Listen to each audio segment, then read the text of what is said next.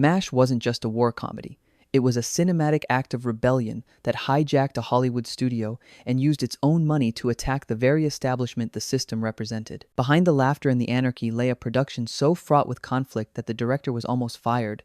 The stars tried to stage a mutiny, and the studio executives who greenlit the project were horrified by what they had created. It was a film that captured the anti-war rage of a generation and, in doing so, changed filmmaking forever. What audiences experienced as a liberating blast of dark humor was, in reality, a war fought on a movie set, a battle for creative control, for artistic integrity, and for the soul of 1970s cinema. Today we're going into the 4077th to reveal the secrets. Here are 20 weird facts about MASH, and stick around for a bonus fact about a piece of promotional material so controversial it was banned. Hit that subscribe button and report for duty. Number 1. The film's opening was a deliberate misdirection.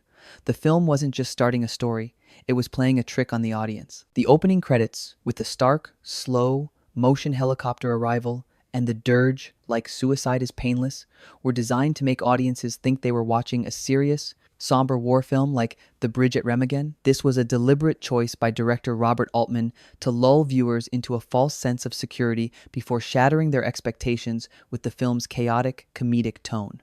What made this so brilliant was that it established the film's central thesis, that war is absurd and horrific, and the only sane response is to laugh at the madness. The opening wasn't just a sequence, it was a statement of intent, a cinematic bait, and switch that announced this was not your father's war movie. Number 2. The Korean War setting was a thinly veiled allegory for Vietnam. The film wasn't just about the Korean War, it was a screaming protest against the Vietnam War. While Richard Hooker's novel was set in Korea, Altman and the screenwriters intentionally infused the film with the counterculture spirit and anti-authoritarian rage of the Vietnam era. The long hair, the disrespect for authority, the cynical attitude, it was all pure 1970, not 1950. The military brass were ins for the Pentagon generals audiences saw on the news every night. What made this so powerful was that it allowed the film to critique an ongoing, deeply divisive war without ever mentioning its name. The Korean setting wasn't just a historical backdrop. It was a clever disguise, a shield that allowed the film to say the unsayable and become the definitive cinematic statement on the Vietnam conflict without ever showing a single jungle. Number 3. Gary Berghoff was the only main cast member to return for the television show. The film's cast wasn't just a collection of actors.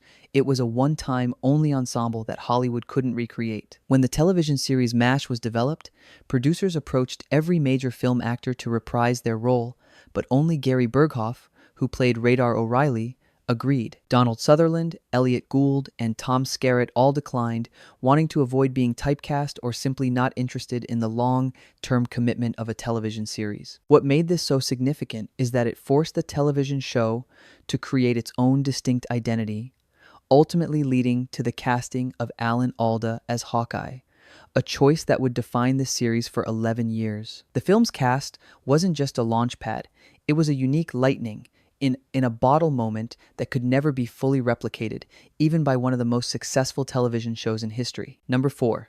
The film had no musical score, only diegetic songs. The film's soundtrack wasn't just unconventional, it was revolutionary. Robert Altman made the bold decision to forgo a traditional orchestral score entirely. There is no non-diegetic music, no swelling strings during emotional moments, no heroic brass during the action scenes. The only music in the film is the song "Suicide is Painless," and the diegetic music performed by the characters themselves, like the Japanese musicians or the camp's own band. What made this so effective was that it plunged the audience directly into the world of the 4077th, making the experience more immersive and realistic. The silence wasn't empty. It was filled with the ambient sounds of the camp, the helicopters, the loudspeaker, the chatter. The lack of a score wasn't an omission. It was a radical artistic choice that reinforced the film's gritty, documentary-like feel. Number 5. The asterisks in MASH have no official meaning. The film's iconic title wasn't just a logo, it was a design choice that has puzzled fans for decades. The asterisks in MASH were added by the film's title designer, Fritz Koenig, purely for visual appeal. Contrary to popular belief, they do not officially stand for anything. Robert Altman and the studio never assigned a specific meaning to them, though fans have speculated for years that they could stand for Mobile Army Surgical Hospital or represent the four main characters. What makes this is that it became one of the most recognizable logos in film and television history, all based on a stylistic whim. The asterisks weren't a code, they were a mystery, a piece of design that became more famous than the explanation behind it, which of course is that there isn't one. Number 6, the loudspeaker announcements were mostly improvised. The constant stream of absurd announcements over the camp's public address system wasn't just scripted comedy. It was live, on-set improvisation. While screenwriters Ring Lardner Jr. provided some base material, many of the most memorable announcements were created by the actors and Altman during filming. They would write new lines on the fly, injecting contemporary references and local jokes to keep the atmosphere chaotic and spontaneous. What made this so brilliant was that it created a living, breathing backdrop for the film, a constant source of humor that felt organic and unpredictable. The loudspeaker wasn't just a device, it was the film's id, a stream of consciousness, joke machine that perfectly captured the anarchy of the 4077th. The comedy wasn't just written, it was performed live on the day. Number 7. The author of the original novel hated the film. The film wasn't just an adaptation, it was a complete betrayal of the source material's spirit, at least according to its author. Richard Hooker, the former Army surgeon who wrote the novel MASH, a novel about 3 Army doctors, despised Altman's film. He felt the film's anti-war, anti-authoritarian tone and its focus on anarchy were the opposite of his more straightforward, pro-military book. He was particularly angered by the character's long hair and disrespectful behavior. What made this so ironic is that the film's massive success, which was built on Altman's vision, completely overshadowed his novel in the public consciousness. The film wasn't just an adaptation, it was a hostile takeover, a reimagining so powerful that it erased the original's identity for generations of viewers. Number 8. The football game was filmed on the day of the Kent State shootings. The film's most joyous, anarchic scene, the epic football game between the 4077th and the 325th evacuation, was filmed on May 4, 1970, the very same day of the Kent State shootings, where National Guardsmen killed 4 unarmed students protesting the Vietnam War.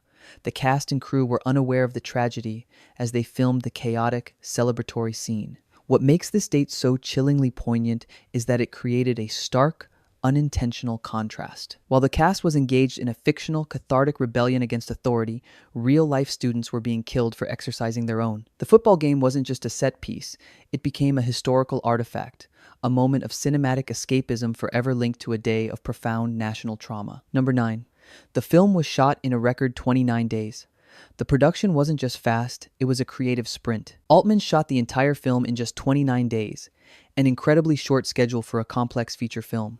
This breakneck pace was forced by the film's tiny budget of $3,500,000, but it became a creative asset. The lack of time forced Altman to be innovative, encouraging improvisation, and using a documentary style, overlapping dialogue technique that captured a sense of immediacy and realism. What made this so remarkable is that the film never feels rushed or cheap. The tight schedule wasn't a limitation. It was a catalyst, forcing a level of energy and spontaneity that a longer, more luxurious production might have stifled. The film wasn't just made quickly, it was born from a storm of creative urgency. Number 10. Sally Kellerman's tears in the shower scene were real. The infamous shower scene where Hot Lips O'Houlihan is exposed wasn't just a moment of cinematic humiliation, it was a genuinely traumatic experience for the actor. Sally Kellerman was not told that the tent wall would be pulled away, leaving her exposed to the entire camp. Her look of shock and her tears were completely real. Altman, in his quest for an authentic reaction, deceived her, a decision he later admitted was cruel but effective. What made this so ethically complex was that it resulted in one of the film's most iconic and powerful moments, a perfect encapsulation of the character's cruel pranks. The scene wasn't just acted, it was lived. A real moment of humiliation captured on film that blurred the line between performance and genuine emotional distress. Go ahead and like and subscribe because the next 10 facts get even more insane, including a mutiny by the film's own stars and a studio executive who walked out in disgust. Number 11. The studio hated the overlapping dialogue and tried to remove it. The film's signature sound wasn't just a stylistic choice.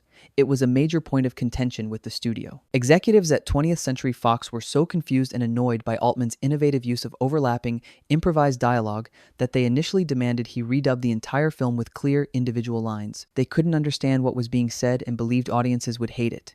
Altman refused, arguing that the cacophony was essential to the film's realistic, chaotic feel. What made this a pivotal moment was that Altman won the fight. His insistence on keeping the audio as he intended it was a major victory for directorial autonomy and helped usher in a new era of naturalistic sound in American cinema. The dialogue wasn't just a technique, it was a battle line in the war for the film's soul. Number 12. The film's infamous Last Supper photo was banned by the studio. The film's marketing wasn't just supportive, it was actively subversive, to the point where the studio banned one of its own key promotional images. The Last Supper photo, which depicted the cast in a parody of Leonardo da Vinci's painting, was considered blasphemous by studio executives and was pulled from the campaign. They feared it would offend religious groups and create controversy. What made this so revealing was that it showed the deep cultural chasm between the counterculture filmmakers and the old, guard Hollywood establishment. The photo wasn't just a joke, it was a statement, a deliberate provocation that signaled the film's anti-authoritarian stance. The studio's ban wasn't just a business decision, it was an admission that they had lost control of the monster they had created. Number 13. The army almost refused to cooperate, providing no real support. The film wasn't just anti-military in theme, it was made without the blessing or cooperation of the actual United States Army. While many war films of the era received support from the Department of Defense, providing equipment, locations, and technical advisors, the Army wanted nothing to do with MASH. They were deeply suspicious of the project's satirical and irreverent tone. As a result, the filmmakers had to source all their uniforms, props, and vehicles from private collectors and surplus stores. What made this so crucial is that it forced the production to be independent, free from the military's censorship and influence. The film wasn't just made without the Army's help, it was made in spite of their disapproval, a fact that gave its anti-authoritarian message an extra layer of authenticity. Number 14. The film had 3 different endings before the final cut. The conclusion wasn't just a single idea, it was a puzzle that Altman struggled to solve. The film had 3 different endings screened for test audiences. One ended with Hawkeye and Duke getting into a Jeep and simply driving off. Another ended with the loudspeaker announcing the end of the war. The final, iconic ending, with Painless's suicide and the departure of Hawkeye and Trapper, was the one that ultimately resonated. What made this process so interesting was that it showed Altman feeling his way through the film's tone, trying to find the perfect balance between comedy and pathos. The ending wasn't just scripted. It was discovered through a process of trial and error, a search for the final, perfect note of absurdity and melancholy to close out the film. Number 15. The Suicide is Painless song was written by the director's teenage son. The film's most haunting and iconic melody wasn't crafted by a seasoned professional but by a 14-year-old. The music for Suicide is Painless was composed by Johnny Mandel, but the lyrics were written by Robert Altman's son, Michael Altman. Robert Altman originally wanted the song to be nonsensical and stupid, but he couldn't come up with the lyrics himself. He offered his son $500 to write them, and the result was a surprisingly profound and philosophical set of words that became the film's thematic centerpiece. What makes this so remarkable is that a teenager captured the existential dread at the heart of the film better than any of the adult writers. The song wasn't just a tune, it was a generational statement, a piece of authentic youth wisdom that anchored the entire movie. Number 16. The studio cut the film without Altman's permission. The battle for the final cut wasn't just a threat, it was a reality that Altman had to fight. After seeing Altman's initial cut, the studio executives were so bewildered and displeased that they took the film away from him and created their own, shorter version without his input. Altman was horrified. He fought back, enlisting the help of the Writers Guild and Directors Guild to assert his contractual right to final cut. What made this a true Hollywood showdown was that Altman eventually won, getting his version of the film restored. The struggle wasn't just a disagreement, it was a full-blown war for creative control, a fight that Altman's victory would help define the auteur-driven era of 1970s cinema. Number 17. The stars, Donald Sutherland and Elliott Gould, tried to get Altman fired. The mutiny wasn't just a fear, it was a real conspiracy led by the film's own stars. Donald Sutherland and Elliott Gould, uncomfortable with Altman's unorthodox improvisational style and feeling that their roles were being diminished, went to the studio and demanded that Altman be fired. They felt the film was becoming too much of an ensemble, and that the director was encouraging too much chaos. What made this so ironic is that the very anarchy they complained about was what made the film brilliant. The studio, recognizing that Altman was capturing lightning in a bottle, refused. The actors' attempted coup wasn't just a power play, it was a fundamental misunderstanding of the film's genius, a moment where the stars almost killed the very thing that would make them icons. Number 18. The football game caused real injuries. The on-field action wasn't just acting, it was a full, contact, no-holds-barred game that left its mark on the cast. The chaotic football scene was largely improvised, with the actors told to just play the game. This led to several real injuries. Tom Skerritt, who played Duke, suffered a cracked rib, and several other actors were left bruised and battered. What made this so indicative of Altman's method was that he prioritized authentic energy over the safety and comfort of his actors. The game wasn't just a scene, it was a real competitive event, a piece of method filmmaking where the pain on screen was often genuine. The injuries weren't just accidents. They were a byproduct of the director's relentless pursuit of cinematic reality. Number 19. The film was a surprise box office phenomenon. The film wasn't just a success, it was a cultural explosion that took everyone by surprise. 20th Century Fox, expecting a modest hit at best, was stunned when MASH became the third highest-grossing film of 1970, earning over $81 million worldwide on its tiny $3,500,000 budget. It resonated deeply with an audience weary of the Vietnam War and hungry for films that reflected their anti-establishment sentiments. What made this success so significant was that it proved to Hollywood that there was a massive market for counter-cultural, irreverent, and politically charged films. The box office wasn't just a number, it was a verdict, a signal that the old rules of cinema were dead and a new, auteur-driven era had begun. Number 20. 20th Century Fox tried to fire Robert Altman 3 days into production. The director wasn't just a visionary, he was a studio executive's nightmare who was almost stopped before he even began. Just 3 days into filming, the head of the studio called Altman's producer and told him, "Get rid of the director. He doesn't know what he's doing."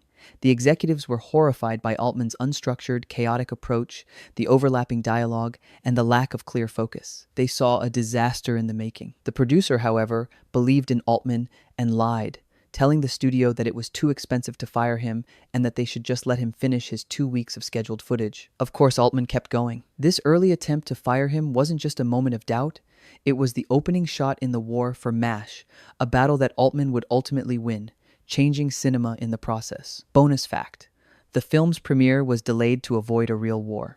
The film's release wasn't just a business decision, it was a strategic choice influenced by global events. The film's world premiere was originally scheduled for late 1970, but 20th Century Fox deliberately delayed the release until January 1971.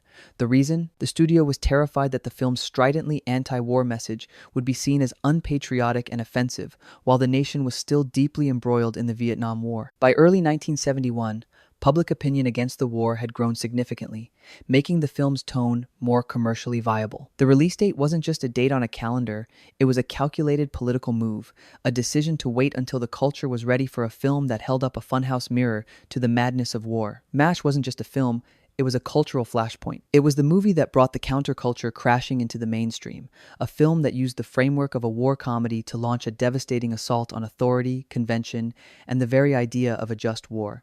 The chaos behind the camera wasn't just dysfunction, it was the necessary fuel for a creative revolution. It proved that a film could be hilarious, heartbreaking, and profoundly political all at once. And in doing so, it didn't just entertain an audience, it spoke for a generation.